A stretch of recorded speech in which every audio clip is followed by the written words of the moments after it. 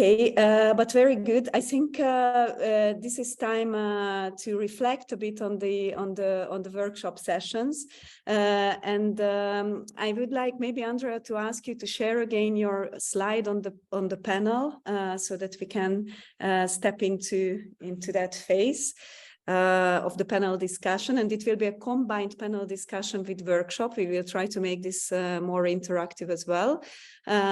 So let me, based on that, introduce our panelists, and maybe you can also wave into the camera. So of course, Brendan, most of you know, so he's waving if you go down and scroll down on your screen, yeah. Then Alejandra from Alentejo region. If you indicate, Alejandra, where you are. Am I pronouncing right? I'm struggling with the names in foreign languages. Okay. Mercedes, I saw Alexandra. That you were very good. Okay, Mercedes, I saw you joined. I'm trying to find you on the screen. I guess you are online. Can you see? Oh, can you see Mercedes as well? Yeah, very good. Okay, and everybody will introduce themselves in a few words, and I think they can much better do it than myself. And Antonio, where are you? I saw you. I had a discussion with you in the chat in the break while you were joining. Can you see Antonio? Because I couldn't see. Yeah, here he go. Sorry, yes. I have to scroll down. I guess you as well.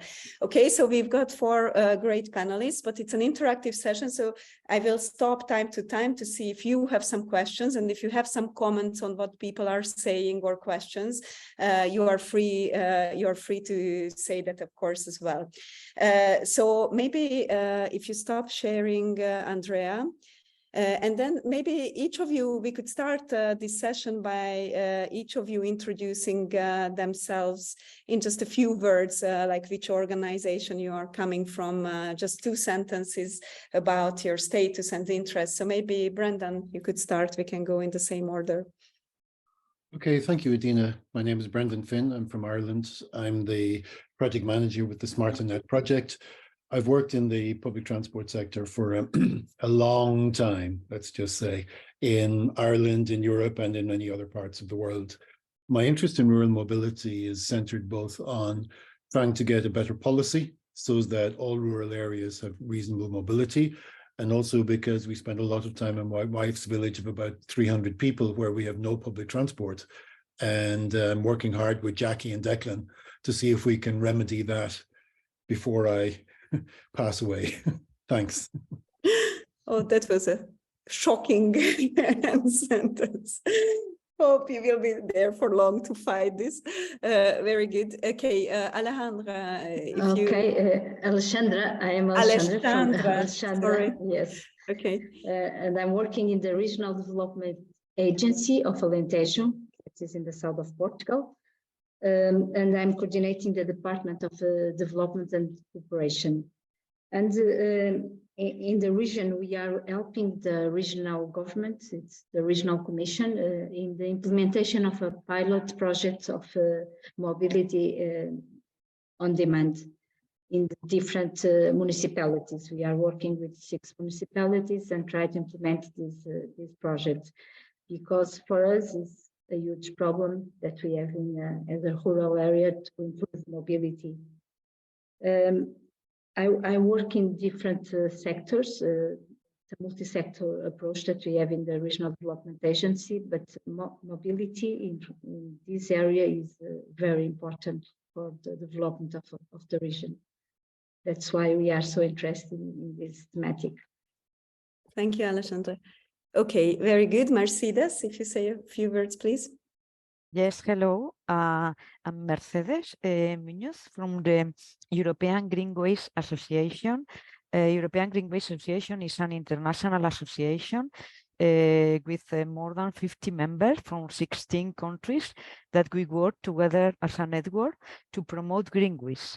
So greenways are communication roads, are friendly, accessible, and most of them are become from the former railway lines. So we promote the conversion of the abandoned railway lines as greenways, but also using canal to path and other almost flat roads. So for all around Europe.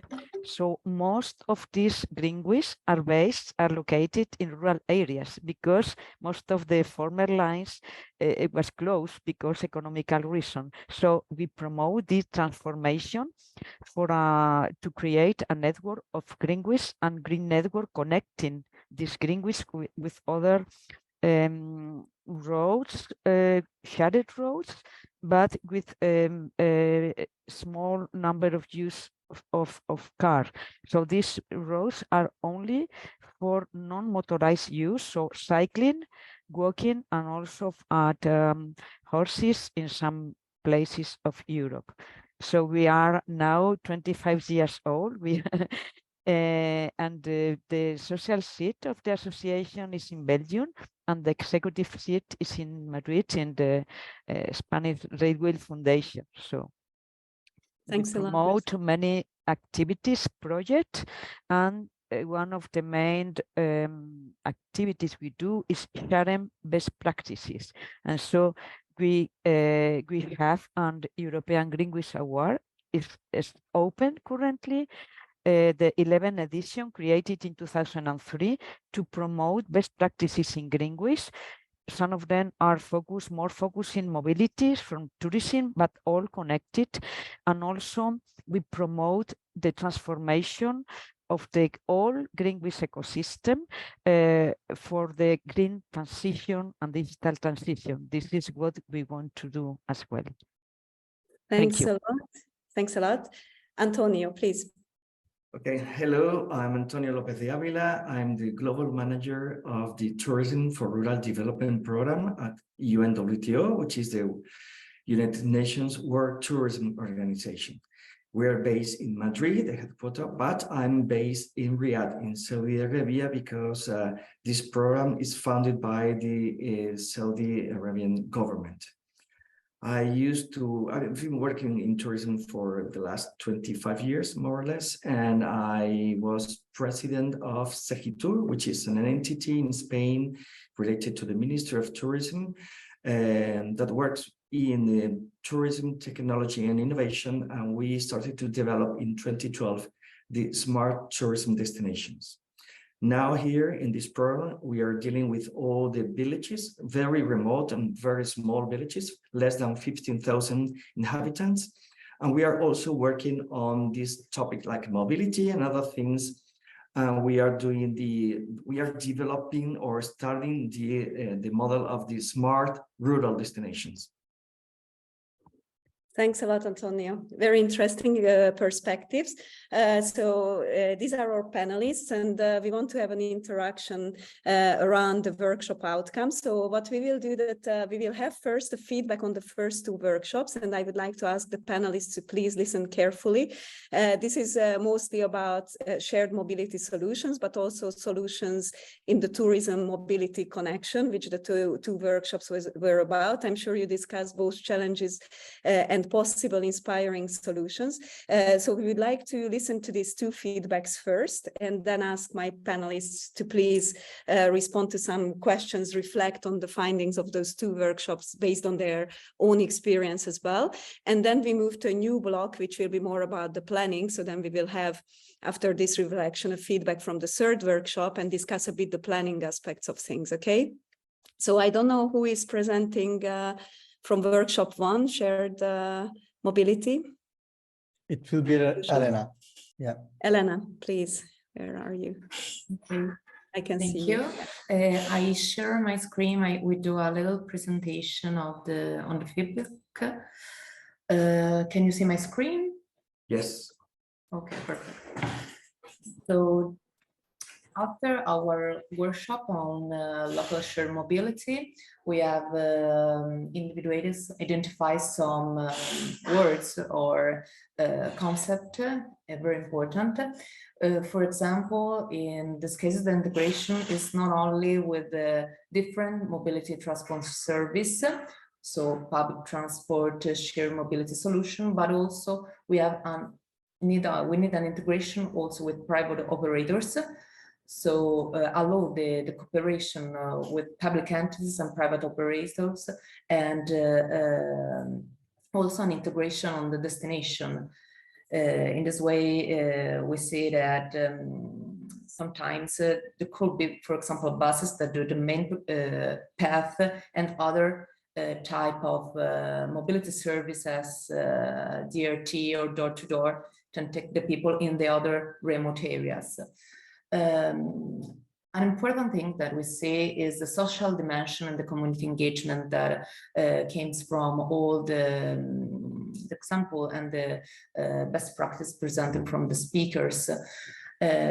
Most of all, we can call them communication project, because the communication is really important to involve the municipality, the population, and the private operators, also to develop a volunteer-based community service. With this is important also the coordination with national, regional, and local frameworks, with not only from a political and administrative perspective. And we see also in the case of this role the importance of the raising and awareness campaign, where it has been shown the possibility of a green holiday journey without a car, so our family can visit all the territory without a car. And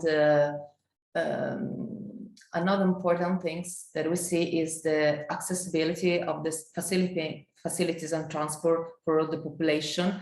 I like this the sentences. So don't take the people to the facility, but the facility to the people. So try to answer to the need of what kind of type of population, all the target and users of the from the service. And naturally, it's important also the financial aspect. So to do some projects that are that we can really take place and be durability from a financial point of view in the future. So these are the main aspect and feedback. Thanks a lot, Elena. Very much to the point, and I agree, very interesting quote and finding as well. Okay, let's digest this nice graph as well a bit, but in the meanwhile, I pass it on to the second workshop, which focused, I think already we heard from Elena some initial findings on these green holidays, but I'm sure in the tourism workshop you explored this much more. So is it Bente or who will, or Rijeka who will present? It will be me, Edina. Oh, okay. I didn't get it right. Wolfgang, please. Mm-hmm. Yeah, what we figured out was fits very good to what Elena just said, and she already touched the tourism sector in her presentation or in her remarks. So at the end, it's what we have to reach is that when we want to make the people traveling to rural areas in a more sustainable way and travel around in the destination in a more sustainable way, we have to have attractive offers which really meet the needs of the people who would like to visit the destinations. And these attractive offers are still missing in many regions. But on the other hand, we have also some very good examples where they came up with good ideas to improve the situation. And this is what we learned from in the workshop, that there are already some very good examples out there, and it's really inspiring to listen to them and to have a look at them in detail, get inspired for their own situation.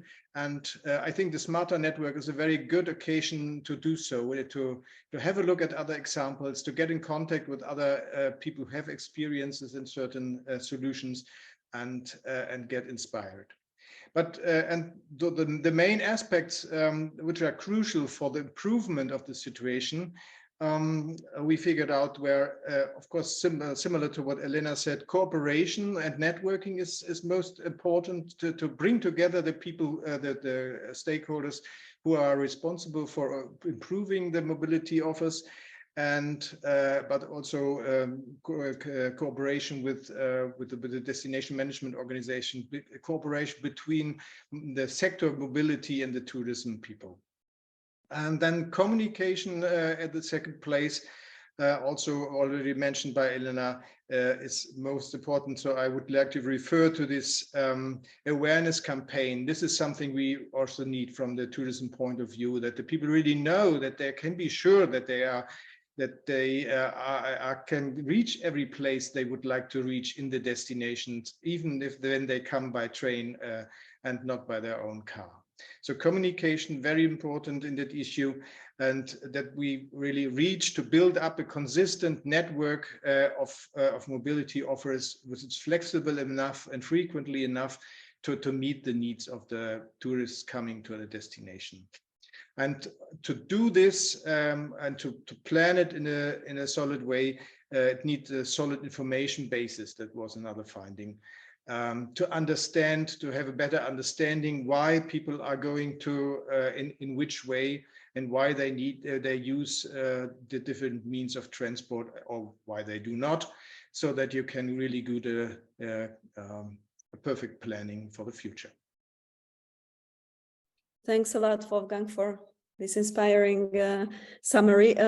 Can you both, sorry to put you in the spotlight, but highlight one example that inspired you, or one example that you found interesting, a concrete example, just in 2 words, if any of you or someone from the workshop, anyone else, which you think was very inspiring example?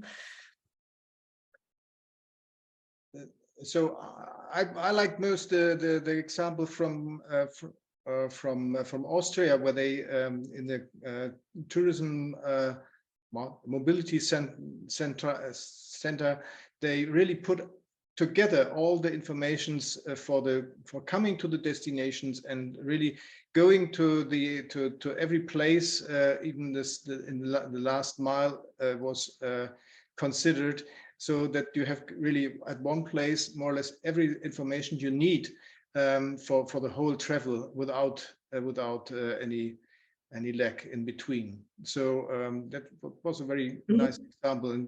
But perhaps the participants of the workshop had another impression and would like to highlight another example.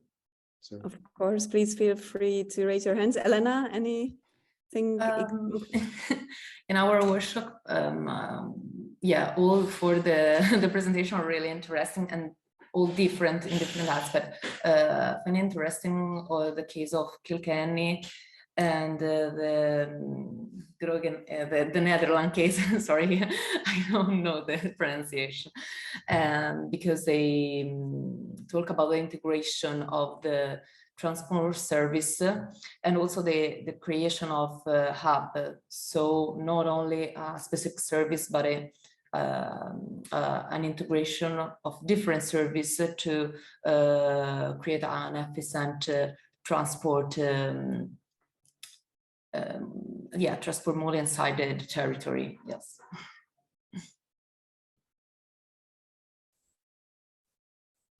I don't know if Edina, I didn't listen to you. I don't know if you're mute. Can you hear me? Okay. Yes. Okay, sorry, I lost connection for a second. I don't know if you can all hear me fine now. Yes. Yes, okay. Sorry, I will switch to another network, so I might lose a few seconds. Apologies for that. The internet connection seems to be unstable, but let's go the other direction then.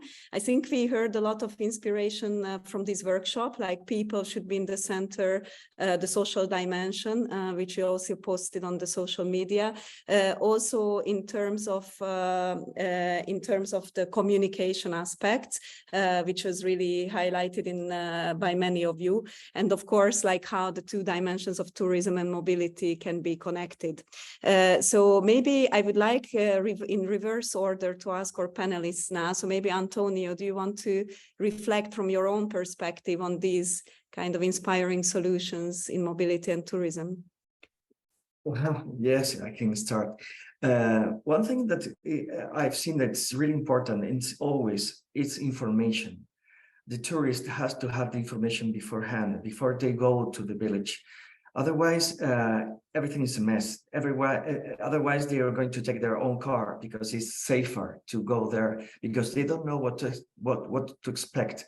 So all these multimodality means of transport, which is great, is not going to work if they don't have the information beforehand. That's why it's so important to digitize all this information, put it in websites or in applications where tourists can check it beforehand, so they can decide what to do. If they want to leave the car, if they want to take a train, because they know that they were going to get to a hub where they can change from the train to a very local means of transport, maybe private or public. This is very important to have this mobility ecosystem in place, very well designed, because it's the only way tourists can trust and can decide to leave the car at home and go using all these other means.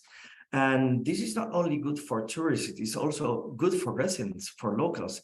We have to think about that anything that we do for tourists to make their lives easier to come and visit us is good for locals too, because they can go abroad and they can leave the village in the same way. So the thing is that information, basic information and valid information, updated information, because sometimes you have to, you need to change this time schedule, and so they have to be updated and digitized through websites or through applications where tourists can check it. This is my first opinion.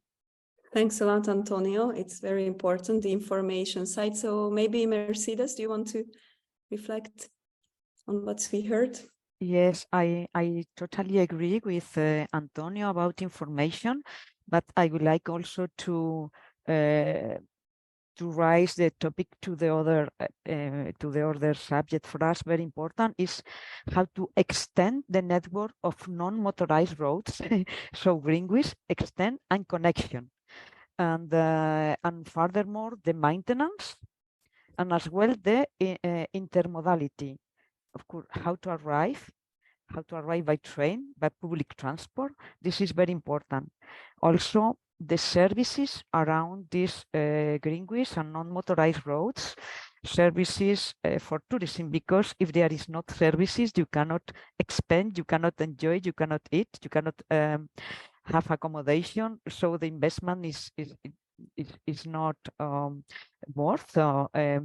And the services around is very, very important. Maintenance of the services, of the infrastructure as well. And for us, one critical issue is, as we propose the recovery of the former railways as new roads for cycling and walking, for people with disabilities as well, very important, accessible tourism. One issue is the price of the rental of the lines, how to solve this problem. There is some solution, for example, in Portugal, very good, but this is a key issue as well for the extension of the network abroad. So this is my first topic. Yeah, just to come back for a second to that, because we heard from Elena's presentation, like, don't take the people to the facilities, but the facilities to the people, as a nice quote. I guess with Greenways, it's quite fixed from my imagination. Yeah. So how do you connect the Greenway system to other kind of transport services or mobility services? I guess it's a key concern for you, or this is other. This is a key concern. What is, of course, we promote the connection, as Antonio said, the last mile, the connection with, for example, a station, railway station, or bus station, or ferry station as well.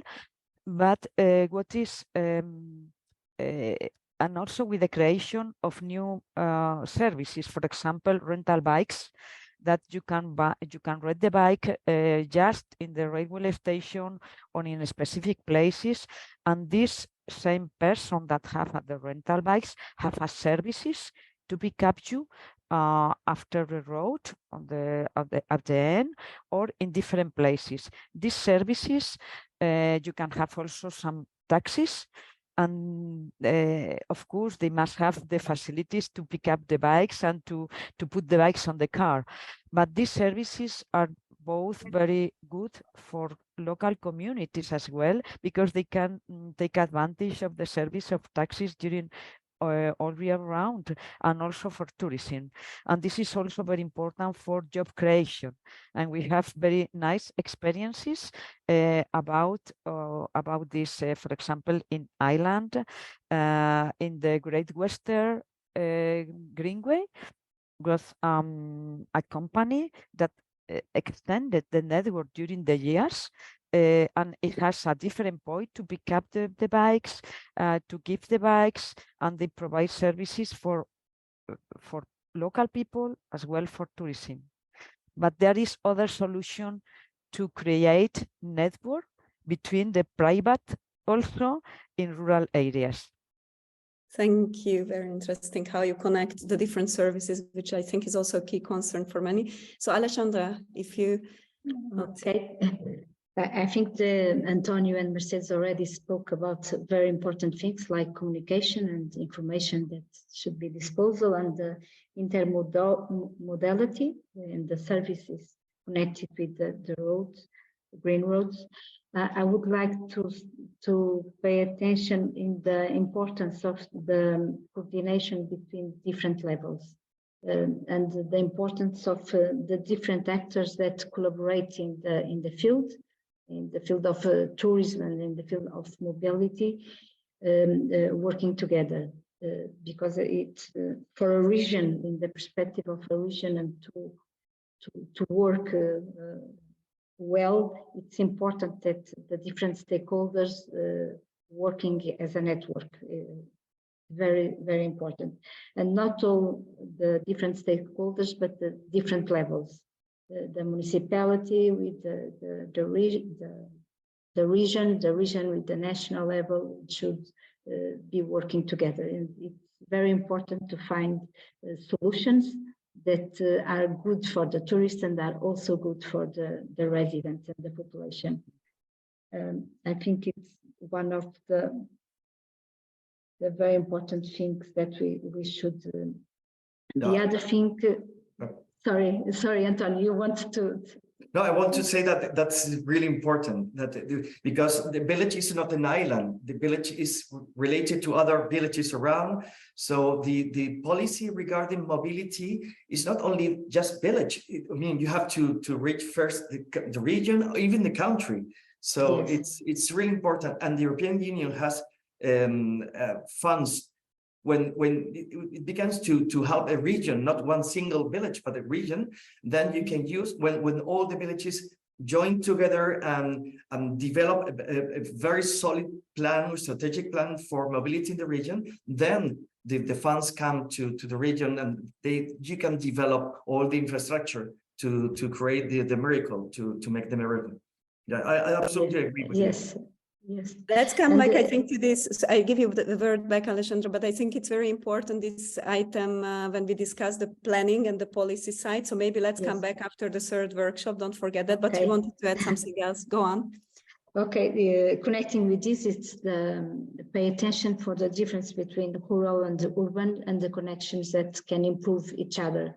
So we should, I think we have to look at it, to the map, and see where are the centers and how can we use them to facilitate the mobility in rural areas. And for now, it's my comments. Okay. Very important point as well, the urban rural, and look at the whole picture and connections. Brendan, any reflections on what you heard? Quite a lot. Yeah, thanks. There's some structural issues that I'll talk about in the next when we're responding on the other workshop. But in terms of the inspiring examples, I think for me, the fundamental issue is we need to be able to move residents, we need to be able to move visitors, and it's not only tourists, but also residents when they're at leisure. And then there's the various supporting workers who are usually low paid and quite often do not have their own personal mobility, but they're fundamental to the economy of the area. And among the inspiring examples I would pick out, I think particularly Burgerbus, which involves the community and makes something happen where there aren't a lot of resources available, and it's also a very good binding within the community. The Tesselhopper, I think, was a very good response to a service being withdrawn, and a very nice video that goes with it. In Narni, I think what they have done, the Kiamba bus is interesting, but the fact that they established the linkage to the railway station and it keeps their town very well connected into the national grid of mobility, I think has been very inspiring, and we saw that last month. And Retsopus, we don't really know what it's at the moment, but the organization of hitchhiking and restoring that as a means of travel, harnessing available resources, I think has been very good. If I pick my own country, Ireland, I think we have three very good examples. One is the Local Link Network, which covers the whole country. And I think we have Mary B. O'Leary, we have Jackie Mealy, Francis Byrne joined us yesterday. I think Dave O'Brien was with us for a while today. He might be on the call at the moment.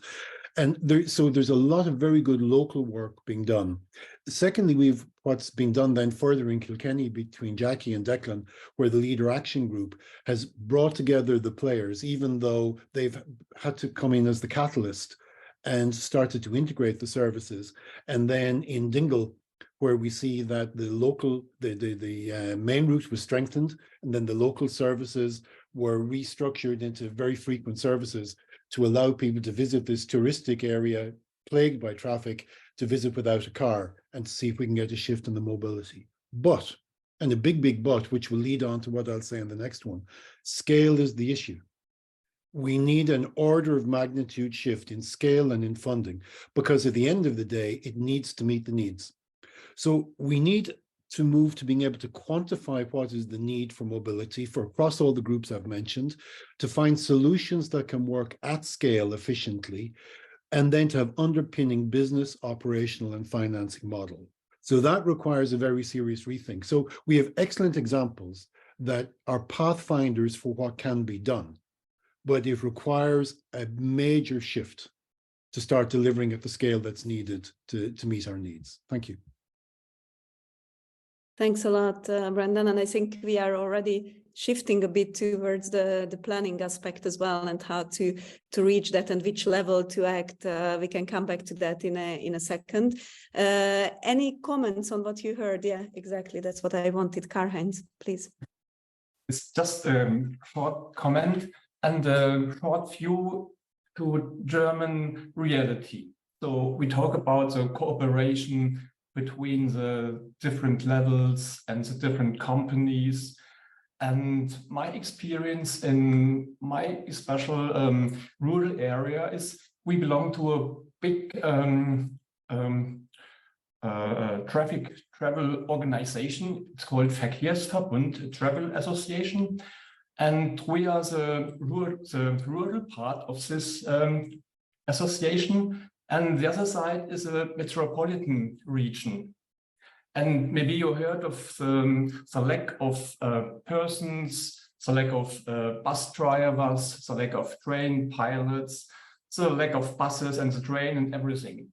And now the priority of the responsible person in this Verkehrsverbund, when anything is just a lack of, or is a need to make that priority, they say first the buses and the trains have to run in the metropolitan areas, and we can cut the service in the rural areas, especially in my district.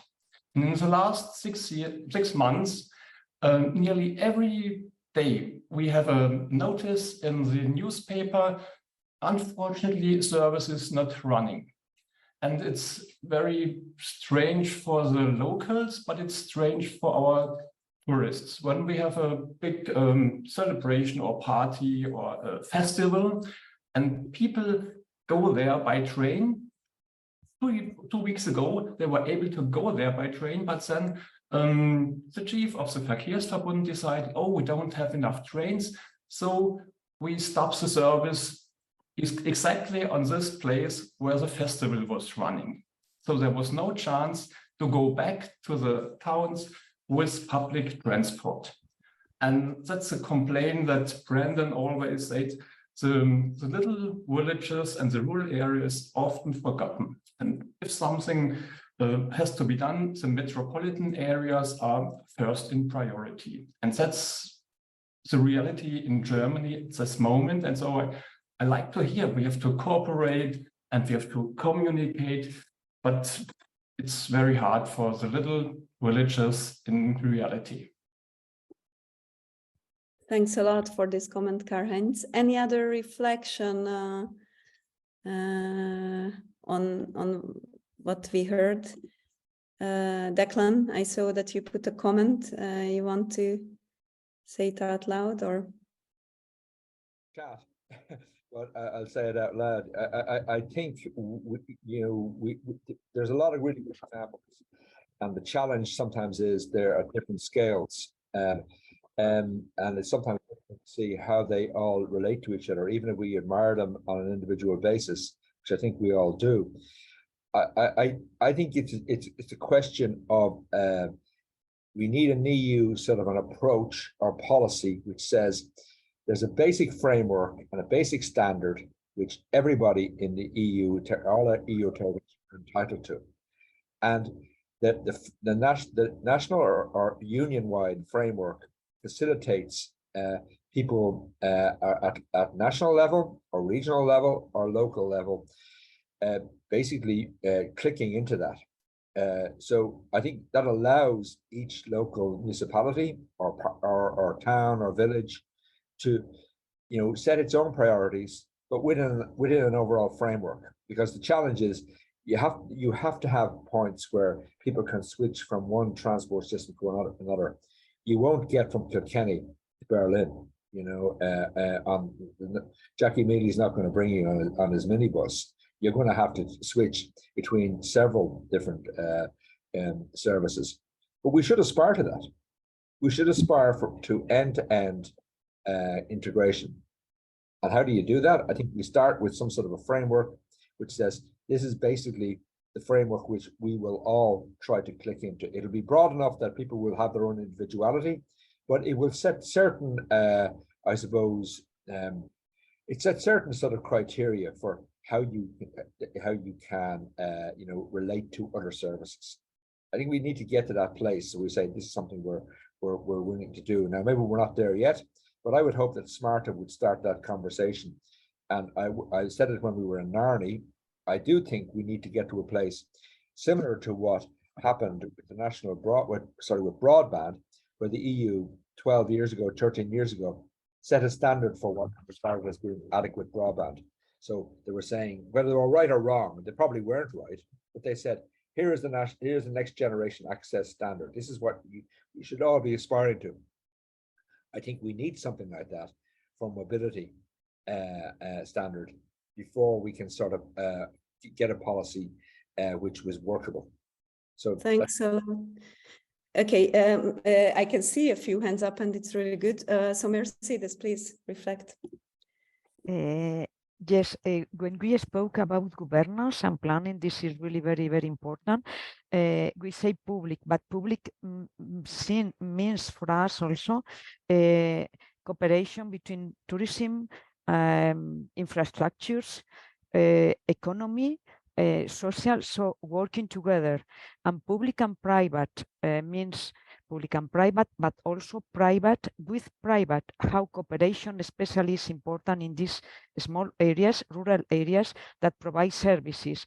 For example, accommodations, hotels, bar, shops, all together conform the ecosystem and must work together. And they have very good initiatives, for example, in cooperation to promote local food between restaurant and producers, for example, connected with a Greenway as well in Ireland. So very important, this governance, implication of public and private, but different department of public, different participant in private, and also local community. With the support of the local community, everything can be achieved. And this is local community support whether they have a benefit about this. So this is very, very important, this kind of governance. with a specific responsible people to be able to contact. So to have this information always is important. Thanks a lot, Bente, then Alexandra, and then we move to the next feedback on the third workshop and reflect on that a bit as well. Yeah, Bente. Okay, thanks a lot. I also want to add one point to the discussion, and that one is about the benefits for tourists, because I think it's not enough just to have a bus instead of the own car. And what we need is an offer that is better than the own car. And there are different kinds of benefits. And I think it's very important to take the perspective of the customer, of the guests, and to imagine what kind of benefits would be helpful for them. So this could be, for example, round trips. So if you go hiking, you could go one way and then take the way back by bus. If you use your own car, you can't do that. Or you can combine different modes of transports. And so you have your way is a kind of experience. So you have a new experience. Or maybe it is, yes, you can do things while you use this mode of transport. It could be the price. It could be that you come closer to the point of interest. Maybe there are no parking spots, but the bus goes there. Maybe it's health because you use the bike. You go by bike. It's fresh air and you're outside. And yes, I think it's very important to think about the benefits the tourists have with a new mobility offer. Thanks a lot for bringing back the tourism dimension, which is very important. Alexandra. Okay, I just want to add something. It's about all the cases, the examples that we heard about. It were very interesting. And one thing that I keep attention is about the business model, how they are implementing, who is putting them, and how is the management, the financing, and so on. And there are different ways of doing that. There are different business models in the back. So it's very important to learn about it and to know different ways of doing it with associations, with different ways. We should keep attention on that also. Thanks a lot. No, that's very important, the business side and how to sustain it. I think it came up already a bit. Okay, so let's move a bit to the planning side. We already started to discuss how to coordinate the different levels, and also Antonio was mentioning the funding options as well. So I don't know who will present from the third workshop, the key findings, and then we can reflect on that a bit as well. Perhaps I can start and then Geert can jump in and complement. Okay. The third workshop was really split in two parts, and yes, I can give an overview of the first part, focused on public policies. Perhaps starting by saying a little bit about the profile of the speakers that we brought. They brought different perspectives to the CMP development. So we had one speaker, Catriona, from a rural county in Ireland, and then we had Tiago that brought the experience of a polycentric region in the center of Portugal.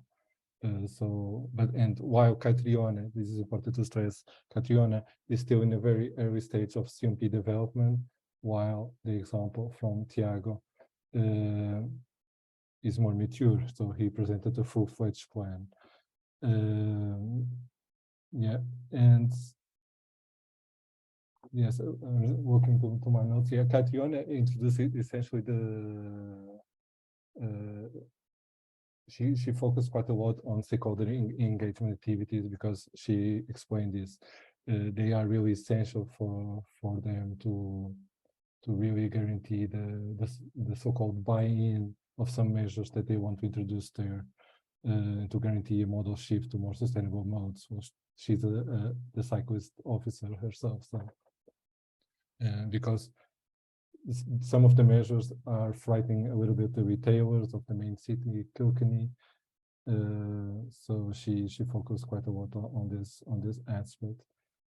Also, in terms of the audience that was the participants from the workshop, of course, they were not homogeneous, but it's also important to say that it was essentially composed by representatives from rural municipalities that have not yet developed a CMP, so but are in the process of initiating one.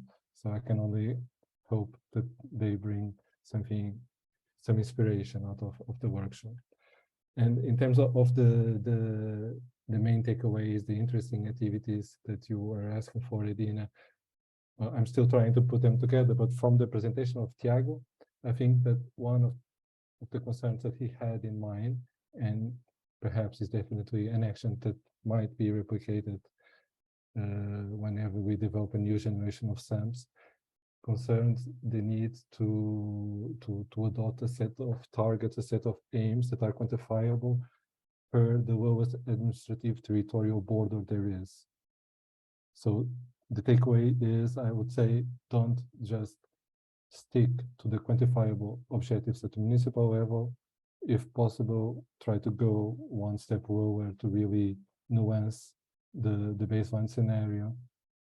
And of course, be able to develop measures that can make more sense to rural areas and to all of those that live, work, or visit these territories. And of course, in this process, we can develop some creative data collection campaigns, like the one that our speaker from Flanders has presented, and Gert might mention after, that mixed up some hard numbers with storylines and qualitative aspects. And other aspect that I really enjoyed from the presentation of Caitriona and from Ireland was to see that the driving force for developing a SAM came from an Interreg project, although I didn't get the name of the specific project. And I also enjoyed seeing that she has clearly introduced a placeholder in the vision for the SAMP that was clearly dedicated to rural areas. This was one of the things that I took also note. And from both presentations, what I took note about I would say the common takeaway regards.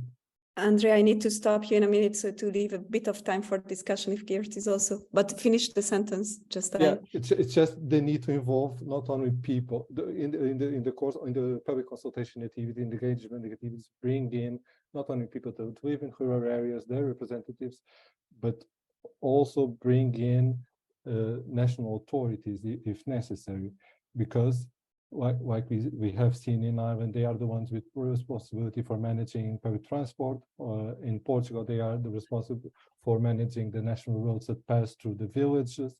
So it made us realize that although the geographic, the culture, and the organizational context changes across Europe, it's always important to guarantee that some categories of stakeholders are really present in at least in key public consultation phases, including the lowest level and the highest level.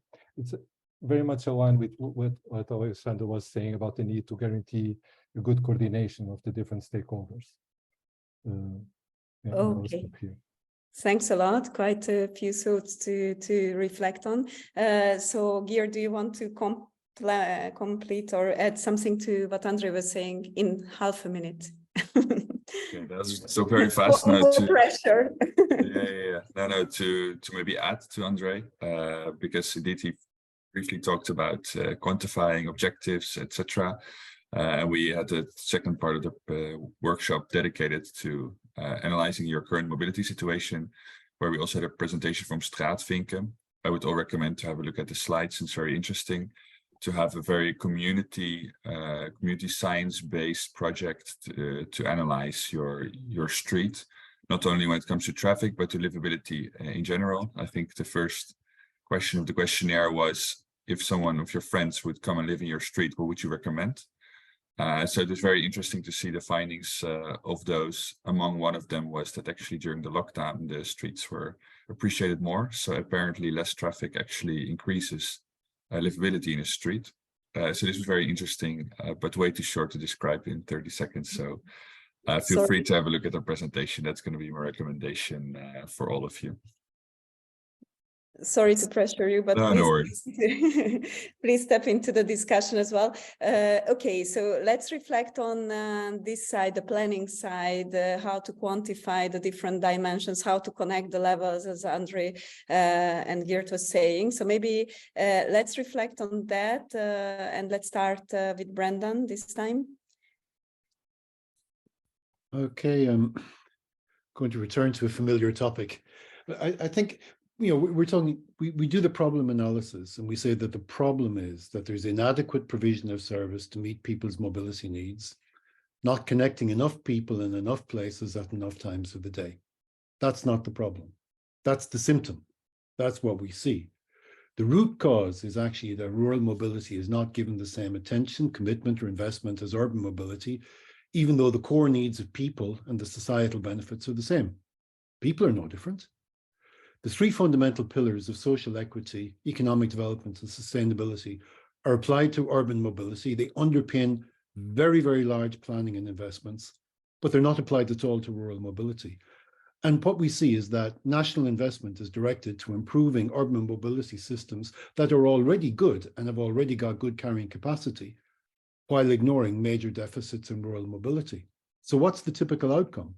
Is the local layers work really hard to find solutions, whatever they can do, in the absence of a supportive framework and in the absence of adequate or durable funding. And they struggle. They do their best, but they struggle. And we need a complete change in the approach, as I've said before. Now, that's going to take a long time to do. So we still have to do our best over the next 5 to 10 years while we hope that some improvement can be made within the framework. But I think we've got to recognize this when we're trying to connect the urban and the rural areas in their hinterlands to the more distant places or within the rural areas ourselves, is we are working in a large way against a framework or in the absence of a framework that helps us to do it, even though the necessary supportive frameworks and very large amounts of money are made available by the same government departments, by the same policymakers, as can actually do the same for the rural areas. So, sorry if that puts a bit of a damper on it, but I think we have to recognize that we work within a deeply structural, dysfunctional aspect when we're dealing with rural areas, and we're doing our best. So organizations like leader groups and others are stepping in where the national institutions and regional institutions should be doing so. And we just have to see what can we do in the next 3, 5, 10 years while we wait for politicians to actually change the framework. That's a very strong message, and Karl-Heinz welcomes it as well. I can see that. Antonio, do you want to reflect on that? You're nodding as well. No, I absolutely agree. I mean, it's the problem is that sometimes when you're dealing with the national level, they don't see much. They don't reach the locals. One thing that we saw, I'm Spanish. One thing that we saw in Spain a long time ago is that all this development, they consider the local population. They say, okay, this village has 50,000 people, so we develop infrastructure for 50,000 people, but they don't take into account that maybe this village is welcoming maybe 200,000 people during the year. So they have to take into account the impact of tourists in these villages, in the rural areas, because otherwise they're not going to do anything good, because they are going to do always small infrastructure for only 15 people or 20,000 people, not for 100, 200,000 people.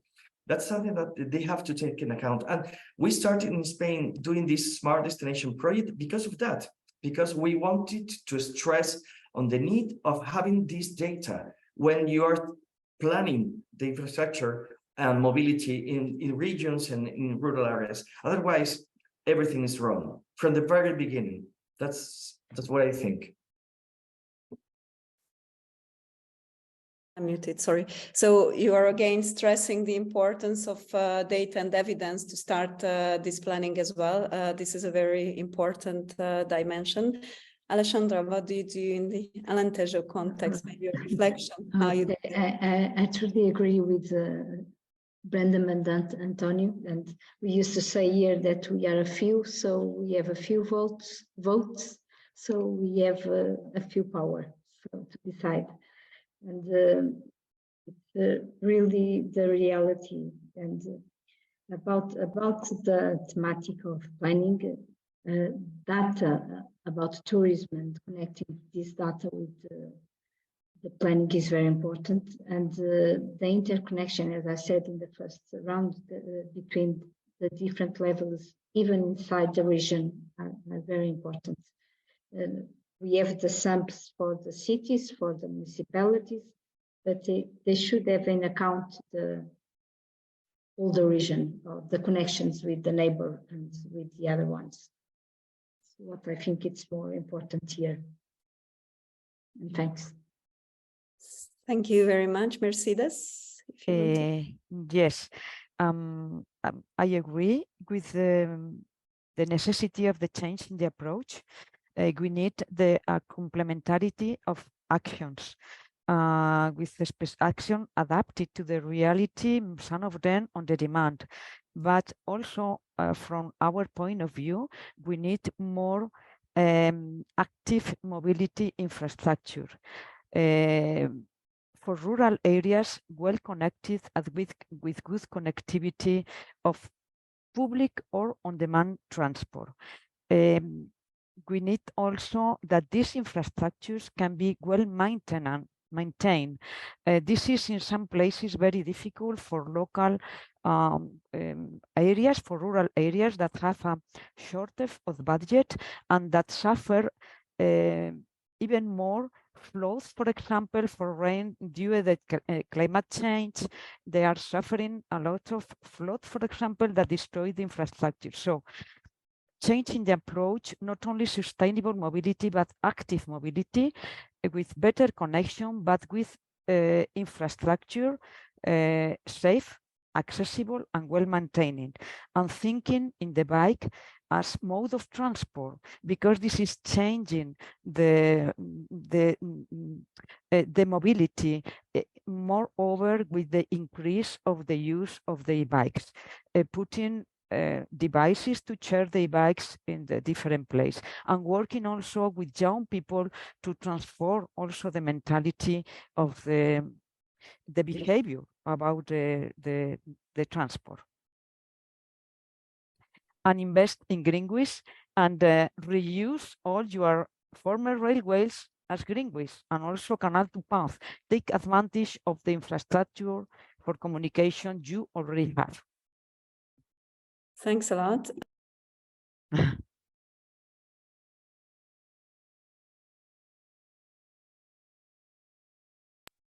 Or I'm pronouncing your name wrongly. You raise your hand, Declan. Right? Yeah, thanks. Sorry. I think I definitely, as you saw in the chat, agree with Brendan's point. And I think that's the reality, because I also say it need not be a cause of despair. I think we can still do things, and we should do things. I think tactically focusing on the tourist is a really useful way to do this, because traditionally we have focused on those groups without a transport choice. So older people, people who have low incomes, people who otherwise would have no transport choice have been a focus. We're often, in the argot, poor on resources but rich in time. So you could put on a very basic service, and that would bring them to the local town, and they'd collect their pension, or do a bit of shopping or whatever. I'm not devaluing that at all. That's still going to be the basis of a lot of our community-led services, and it's really worthwhile. But by picking the tourist, a group who have different priorities and different demographics, often younger, some resources, less sort of freedom of time, but some freedom, that allows us, I think, to actually, if we can do both ends of that scale, the older people we're already working with, or the vulnerable people, tourists, I think that would actually mean, as someone said earlier on, I forget who it was, a couple of people actually said it, if you can take care of tourists, Antonio it was, I think, you will probably look after your regular residents, and they in the end are your target. That's our target. The people who live regularly, the people who take other transport choices, who have the second car. So I think if we're tactically moving forward as a network, I think it's useful for us to look at the tourists and what they want, but they shouldn't be our end goal. I think we're talking about everybody. We should try and bring everybody with us, but we can do that by looking at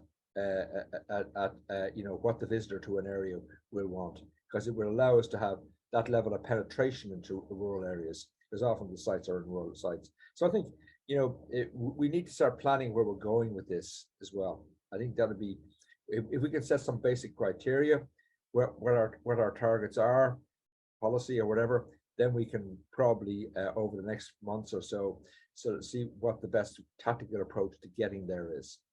Thank you. Thanks a lot for this, Tiago, and then I think I will ask each panelist, I will ask one more question to each of you to conclude this discussion, because I'm aware of time. I guess we need to conclude soon, but Tiago, please. So I'd like just to add a few reflections about the current situation assessment, because we in our panel we have assisted to a presentation about citizen science in Belgium. It was very interesting to see how this could be integrated in the SUMP process, because it's a mean of involving the citizens in the current situation assessment. And I invite you to check the web page, the website stratvinken.be. I really appreciate it. And regarding the maintenance of the greenways, I completely agree.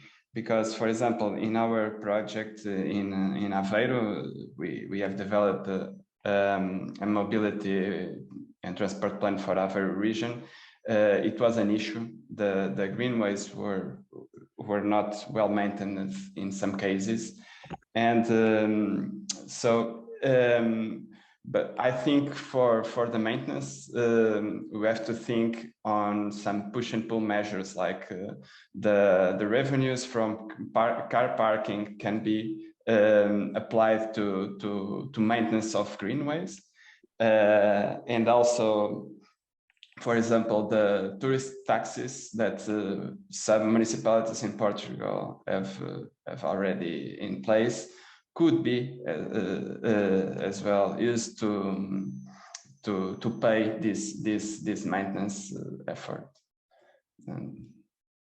Thanks a lot. Once again, I think we come back to the maintenance and business models that Alexandra was also highlighting. So I'd like to use, if Andrea and Brendan allows, just a few more minutes to conclude this discussion. I noted down a few messages from what you were saying, so I will quickly list them now. One thing you've been stressing is the importance of information and communication, also using the digital tools. I think it was one of the first key messages that you highlighted, and communicating to the different levels. Then I think we heard a lot, and maybe we need to follow up on the integrated systems, and especially also on the last mile. So how to, of course, we've got fixed systems like the rail and the Greenways, and how to connect it to other services, where Mercedes was sharing examples. So connecting the different kind of services, which is a very crucial thing to reach this last mile. I put it on purpose in the middle, because I think these are the two things, and I should add to local, the rural dimension, because I think that's one of the strongest. So I think it's very important, which came up at the beginning, that we always need to think of the social dimension and the local people, and the rural dimension that is often neglected when we consider all this. In terms of the planning, especially to consider the different levels. So start from the perspective of the local, but often it's not enough. We cannot do enough at the local level. So it's absolutely crucial, and you are the ambassadors of that, to bring this to the regional and national level. And in connection to that, to consider the urban-rural linkages, which is again something similar to this. We heard a lot from the last workshop on how to do planning and the importance of evidence and data.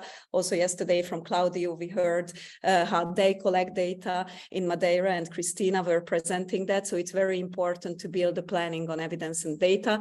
Of course, not to forget the tourism dimension, maybe start from those needs, but always considering the local people's needs and somehow harmonize the two in a sustainable way. And what we just heard from Tiago as well, and throughout the discussion, the importance of maintaining the services, to think about the maintenance long-term once they are there, and the business models and kind of the funding options.